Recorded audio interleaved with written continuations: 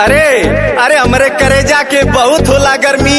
ई ऐठत कूलरवा के बटमिया तोड़ देले हई। और ए भैया हम तो लोन से का बताई, इनकर बाबूजी दहेजवा में एगो एलईडी बल्ब तक ले ना देले हुआ। और हमरे बड़का भैया के जोन मिलल है एलसीडिया ओहू के पटक के फोड़ देले हई।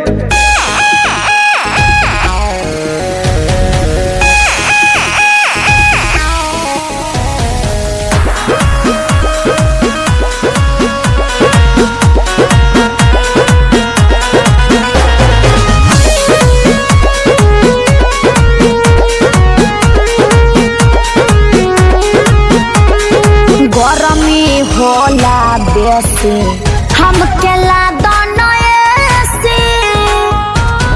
दिन भर जाके खेत में हम करीला खेती। अरे वो तो सब लोग करेला। गरमी होला बेसी हमके लादन ऐसी। दिन भर जाके खेत में हम करीला खेती। हाँ तो सुन लो, आय अपने पियल पौआ बिसखी राम देसी। नींद न आवे ठीक से हम कहन ओने लेटी। अरे तोहर काये पिया तू तो खेते में सुत जाइबा। नहीं मन बजबा तो हमारा राजा ओ बुझाइबा। आ नहीं मन बजबा तो हमारा राजा ओ बुझाइबा। अरे रुको, अपने भैया के फोन लगावे तनी, रुक जा। हाँ तो मिलाओ।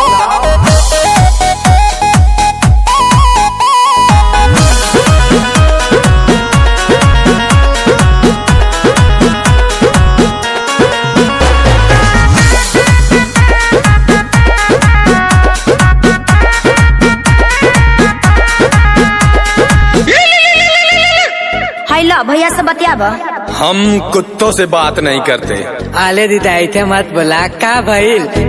अरे अरे अब तोरे बहनिया का रोटी दाल से पेट ना भरा था, सजिया होते कर मिजाज गड़बड़ा जाला।